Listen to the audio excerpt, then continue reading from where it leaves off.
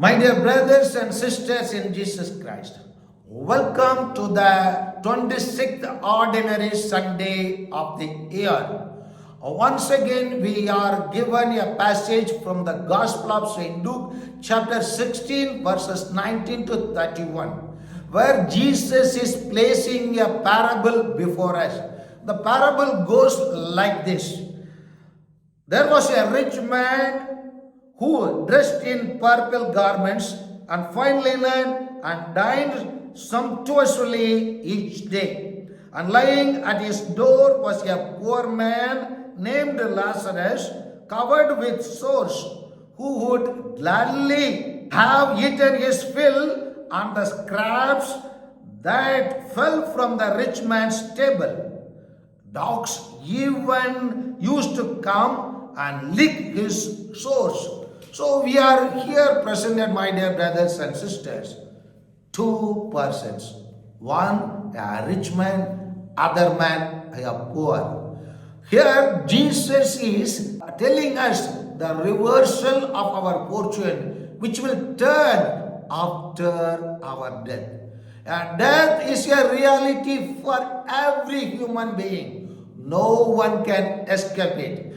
If we look into the history of the world, there is no human being living on this earth more than 150 years. I'm telling you and me, I am there alive even after 150 years. Not a single soul, not a single invention can do this miracle and prove to us that there is no death. Death is a reality. And when that reality takes place, things reverse. The reversal has taken place here as we see. When the poor man died, he was carried away by angels to the bosom of Abraham. The rich man also died and was buried. And from the nether world, there he was in torment. He raised his eyes and saw Abraham far off and Lazarus at his side. Things reverse. Things change. It is not going to continue to be the same thing once and for all. Things will change, my dear brothers and sisters. Many things, nothing will happen to me. Nothing will happen to us. Whatever we do, we can do. Whatever nonsense we can do. However, people can be cheated. They think that when they are in the government, they can do any nonsense because all this legislative, judiciary and executive are in our hands. Who can do anything to us? This is their faith, but this is utter nonsense in the eyes of God. Things reverse here. You can see, he cried out. Who cried out? The rich man cried out, Father Abraham, have pity on me. Send Lazarus to dip the tip of his finger in water and cool my tongue, for I am suffering torment in these flames. Yes, this is what will happen to the rich men of this world. Whether he is Ambani, whether he is Adani, whether he is any person in the world who have to do the commitment, the commission. The two English words tells us what we need to do or what we need not to do. One is commission, the commitment. Commitment means what you and I have to do it here, then and there. There is a beautiful saying, I expect to pass through this world only once. Therefore, the goodness that I can do, the kindness that I can show, let me do it now, for I shall not pass this world once again. Yes, that is what you and I have to do. Do it today as a commitment. And what is omission? Omission is omit. Omit what? What the rich man did. He omitted. He got a golden opportunity to do charitable works, to look after that poor man lying in front of his gate. He would have taken care of him, would have given him food. He is not going to lose anything because he is living such a luxurious life. Little bit of charity, little bit of kindness, little bit of love he should have shown towards that poor man lying in front of his house gate. He omitted it. He did not go forward. He did not take a step to help the poor Lazarus lying in front of his house.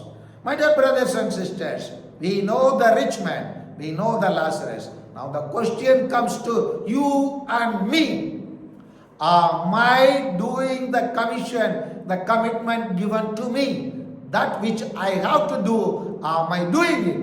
As a parent, we all have a duty to look after our children, to show to our children the right path, to give to our children the right education, to give to our children the right moral standard, to give to our children that right path. The right path is Jesus is the way, the truth and life, that which we have to give to our children. At the same way, the children have the commitment to look after their parents in their old age. Now many children question the priest and religious in this way. Am I only father to look after my parents? There are my other brothers and sisters. Why can't they do it? Only why I have to do it? This is a question of omission. This is a question of negligence. This is a question of foolishness. This is a question of not ready to do charitable works, not ready to show love, not ready to show mercy, not ready to show kindness towards our fellow human beings. And therefore, Jesus is placing before us our commission and what should not be our omission. And therefore, my dear brothers and sisters, we have to make an effort. We cannot change after our death our fortune. And therefore only Abraham is telling to him, my child, remember that you received what was good during your lifetime, while Lazarus likewise received what was bad. But now he is comforted here, whereas you are tormented. Moreover, between us and you, a great chasm is established to prevent anyone from crossing who might wish to go from our side to yours or from your side to ours.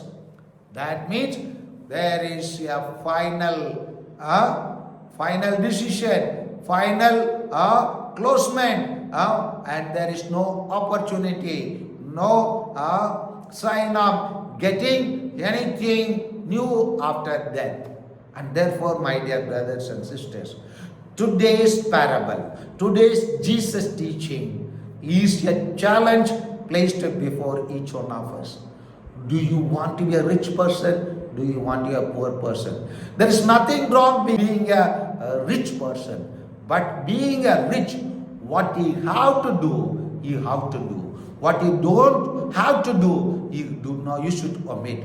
And here we see in our India, many people blindly do lots of nonsense when they have got golden opportunity to help the poor, to go towards the poor and go in search of the poor and helping them. They even put a full stop for our missionaries of charity sisters to go and pick up those people lying down in the railway station, lying down in the bus stand, lying down in the streets, to bring to their home and give them a proper life. This is also prohibited by our Indian government. And there are very many dals and parties object and even come and shout slogans in front of our dwelling places, in front of our churches. They shout slogans which are nonsense and nuisance to humanity. Therefore, my dear brothers and sisters, let us examine ourselves. Am I doing the work of commitment, or am I doing the work of omission? Today's gospel telling us all our fortunes will change, all our life, the present life on this earthly life will reverse when we go to the heavenly life. If you want to be at the bosom of Abraham, if you want to be in the presence of Jesus, if you want to be in the presence of Mother Mary and our holy men and saints, if you men and women saints, we have to live a life of the poor man lived. Poor man lived means not everybody is suffering like him with the source, but with looking towards mercy of others and paying attention to towards the poor man's cares we need to do. Today the world is in thirst of love. Today the world is thirst of mercy. Today the world is thirst of kindness. Today the world is thirst of generosity. Today the world of thirst of charitable work. And therefore, in this modern world, which has invented so many inventions, but they have not taught us to live how you and I have to live on this motherly earth. Therefore, my dear brothers and sisters, let us take this gospel very serious. Jesus is telling us that we need to be careful about the life we live on this earth. Are we prepared to do the commission? Are we prepared to omit the things that we are supposed to omit? Let us ask ourselves. If we are not doing the commission, the commitment given to us, then one day we will be like the rich man in eternal torment. Are we ready to face the torment, or are we ready to be at the bosom of Abraham? Amen.